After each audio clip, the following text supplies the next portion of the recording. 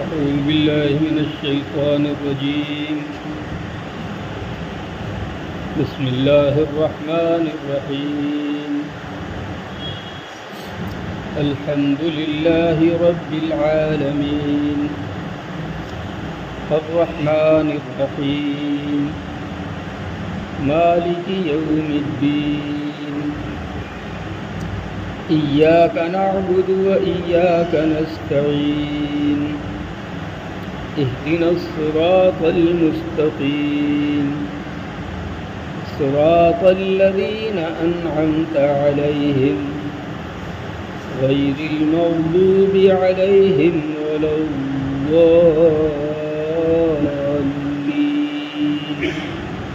آمين. اهدنا الصراط المستقیم، ہم کو سیدھا راستہ دکھائیے. صراط الذین انعمت علیہم، ان لوگوں کا راستہ جن پر آپ نے انعام فرمایا. غیر المغضوب علیہم، جن پر نہ تیرا غضب نازل ہوا، ولا الضالین، اور نہ وہ گمراہ ہوئے. غیر معنی علاوہ، مغضوب جن کے اوپر غضب نازل کیا گیا. علی کے معنی آتے ہیں پر، ہم معنی وہ لوگ، علیہم ان پر. اب جب بھی غضب کا لفظ آئے گا تو اس کے ساتھ ساتھ علی کا لفظ بھی آئے گا.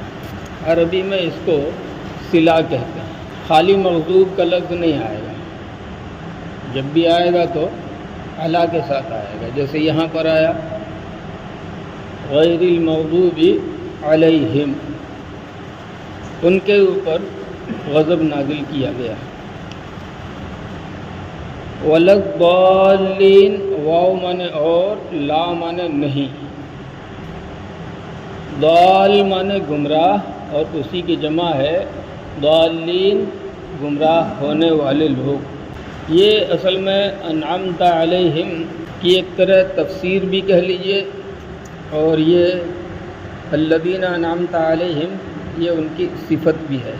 جن کے اوپر آپ کا احسان ہوا، آپ نے انعام فرمایا، وہ کون لوگ ہیں؟ وہ ایسے لوگ ہیں جن کے اوپر آپ کا غضب نازل نہیں ہوا اور نہ کبھی وہ گمراہ ہوئے. یہاں پر مغضوب علیہم سے کون لوگ مراد ہیں؟ کن کی بات کی جا رہی ہے؟ تو آیت کے عام حکم میں تو بہت سارے لوگ داخل ہیں. جن لوگوں نے اللہ رب العزت کے پیغام کو رد کر دیا، ٹھکرا دیا، اس کا انکار کیا، وہ لوگ بھی اس میں شامل ہیں.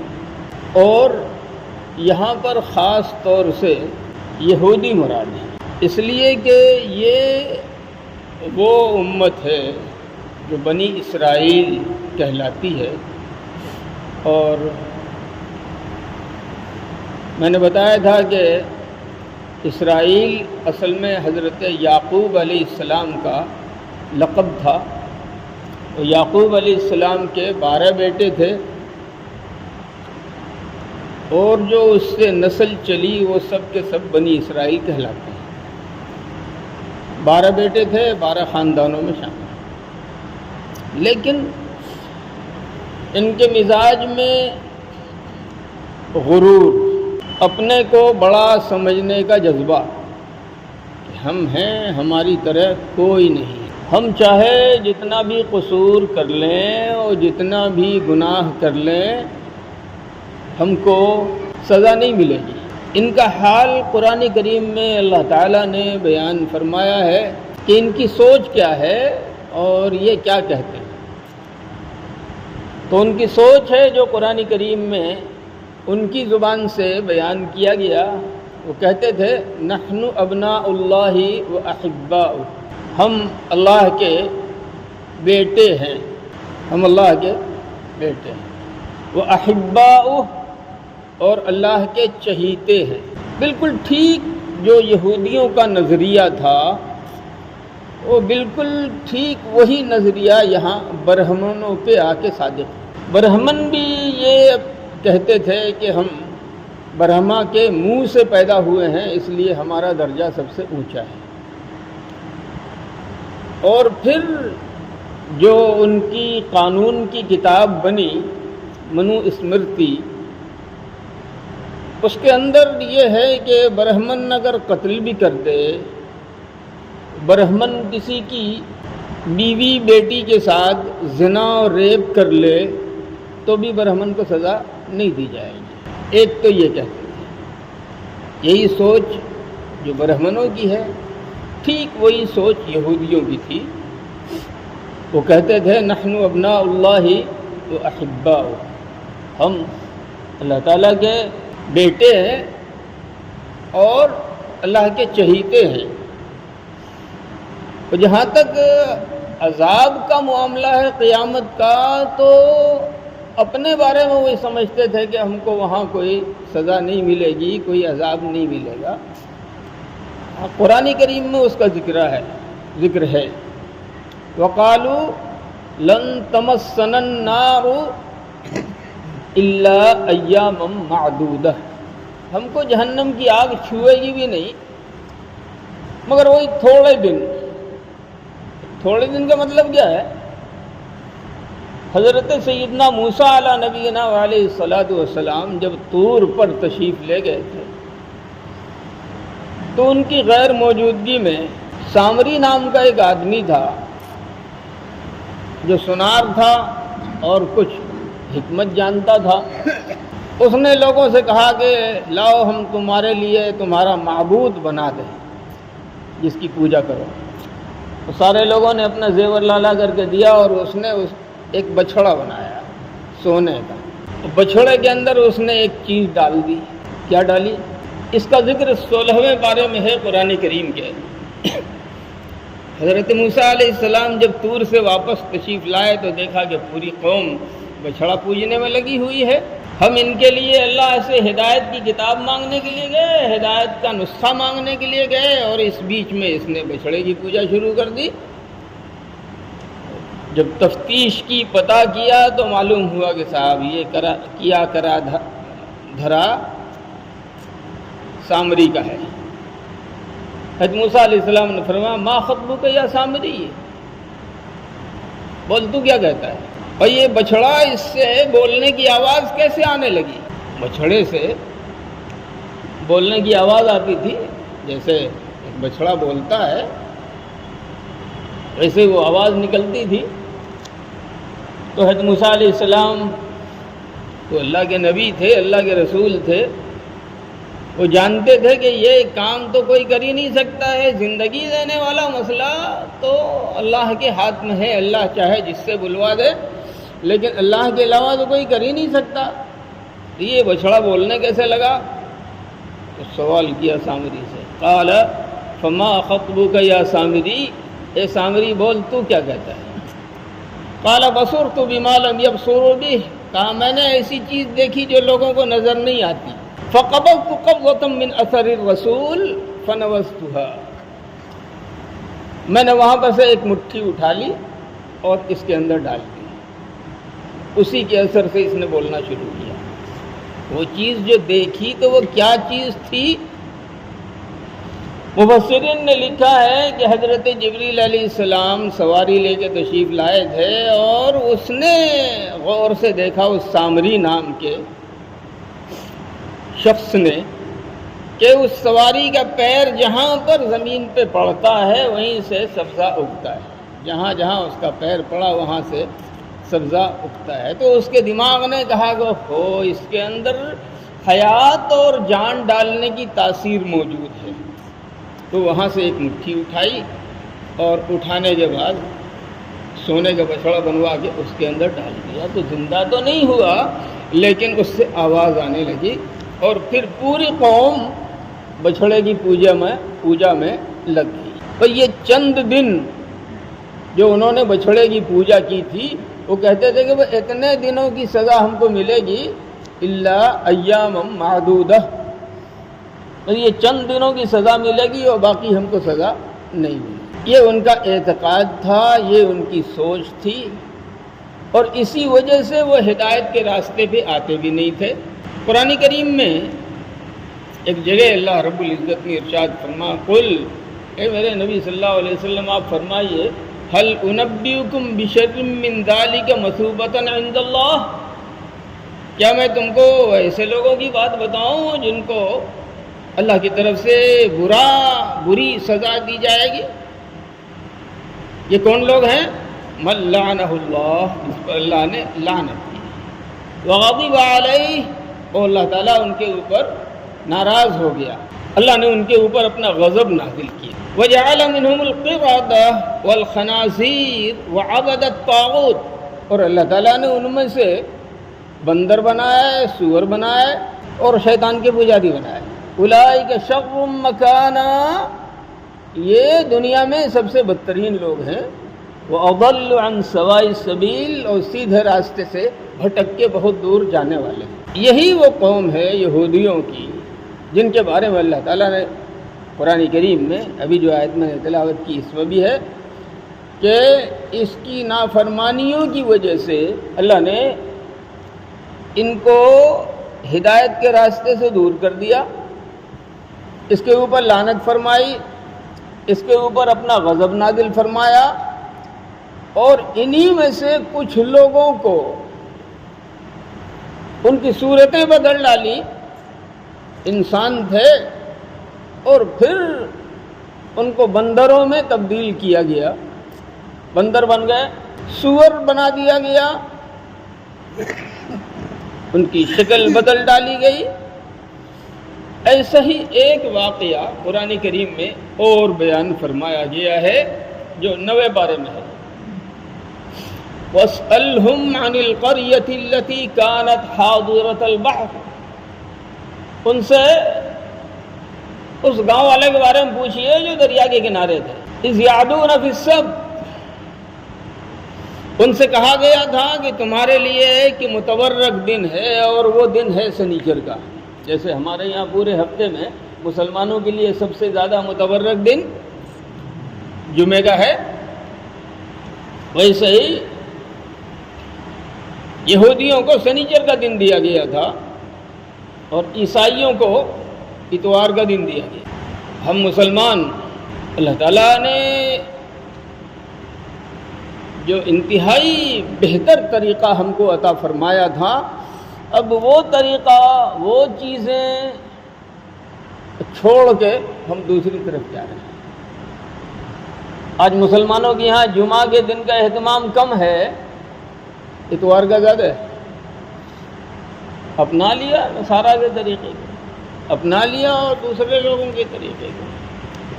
ہم جو ناکام ہو رہے ہیں اس کی بنیادی وجہ یہ ہے کہ اپنی بنیادی تمام چیزوں کو چھوڑ کے غیروں کی چیزوں کو لے رہے ہیں جن کے اندر اللہ نے کامیابی رکھی نہیں. تو ان سے کہا گیا تھا کہ سنیچر کا دن تمہارے لیے متبرک ہے، کوئی کام نہیں کرنا. وہ لوگ دریا کے کنارے رہتے تھے، شکار کرتے تھے مچھلیوں کا، تو ان سے کہا گیا سنیچر کو تمہیں مچھلی بھی نہیں پکڑتی. ہو گئی بات. لیکن اللہ کی طرف سے آزمائش یوں ہوئی کہ سنیچر کے دن ہی پانی کی سطح پر مچھلیاں زیادہ دکھائی دیتی تھی. استاتیہم حیتانہم یوم سبتہم شرعا، وہ جمع ہو کے جھنڈ در جھنڈ مچھلیاں سنیچر کو ہی دکھائی دیتی تھی.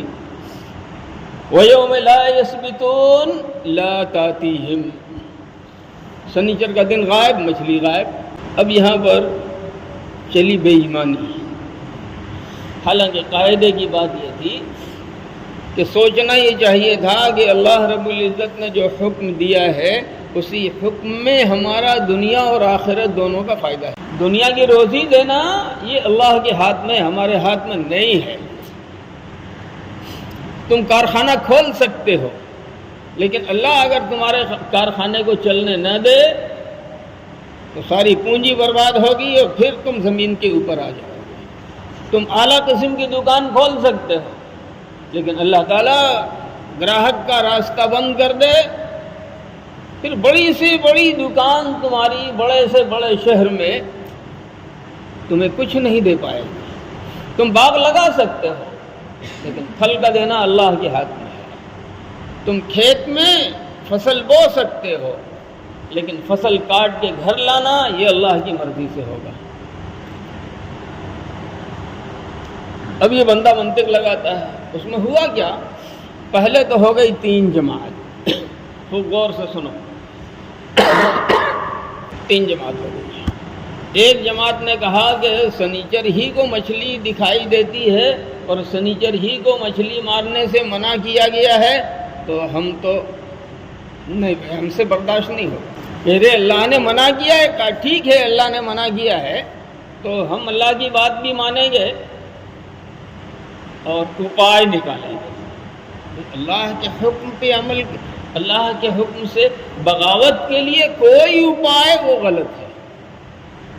کسی طریقے کی منطق لگاؤ وہ غلط ہے. اس نے کیا کیا؟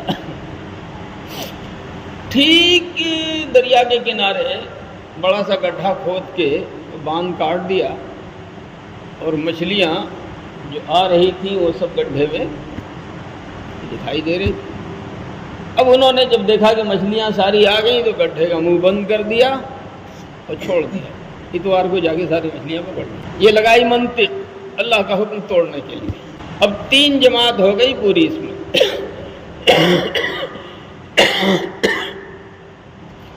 ایک جماعت برائی کرنے والی،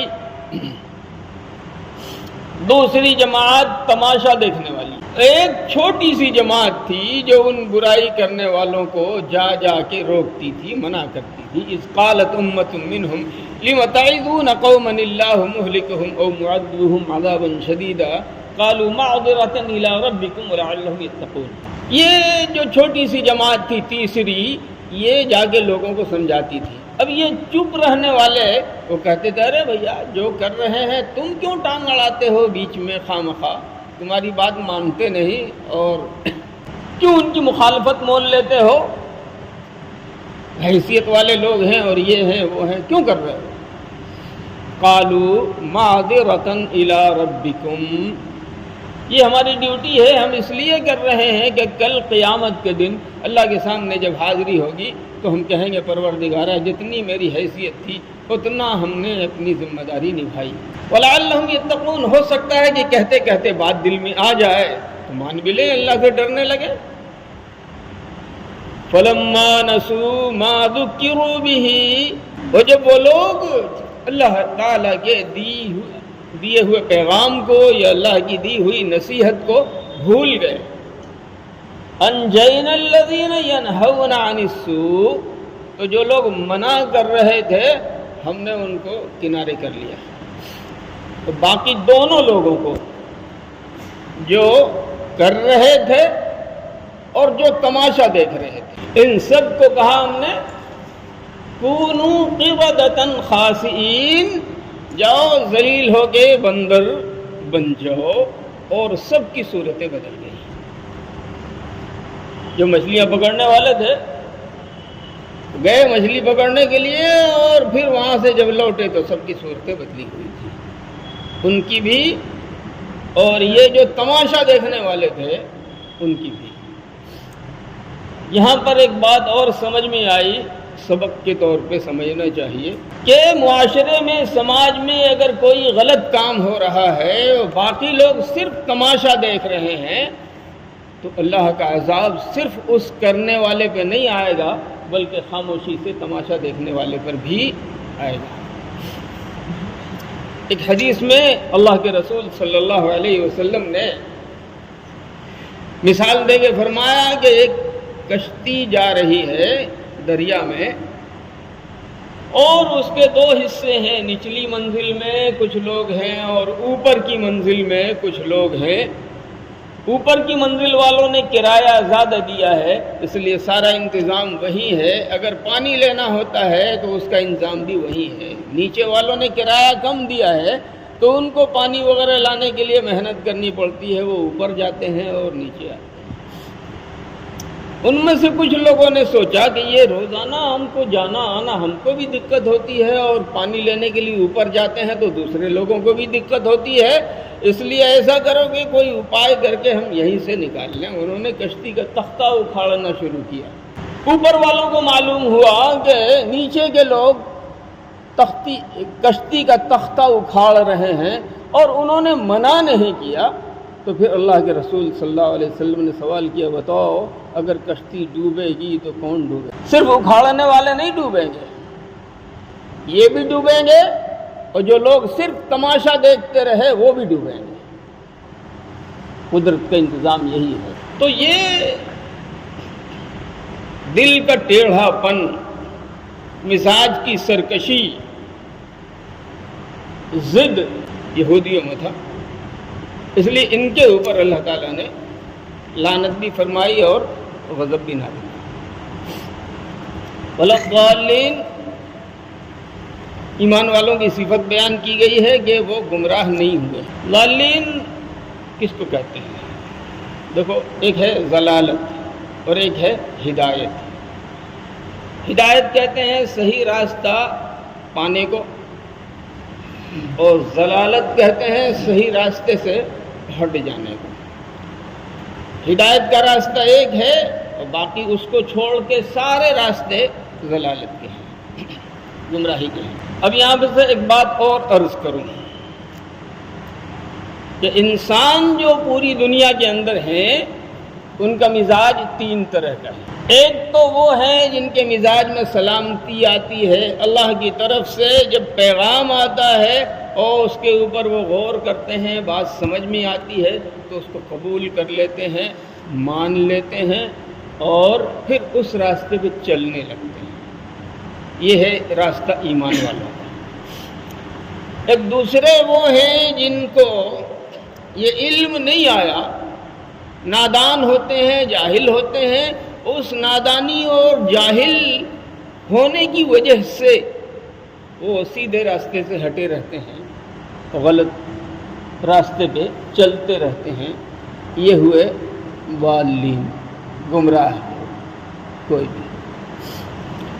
اور تیسرے وہ لوگ ہیں جن کے پاس اللہ کا علم آیا، اللہ کا پیغام آیا، اور اللہ کے پیغام آنے کے باوجود انہوں نے اپنے آپ کو بڑا سمجھا، علم کے باوجود انہوں نے اللہ کے راستے کو قبول نہیں کیا۔ یہ وہ لوگ ہیں جن کے اوپر اللہ کا غضب نازل ہوا۔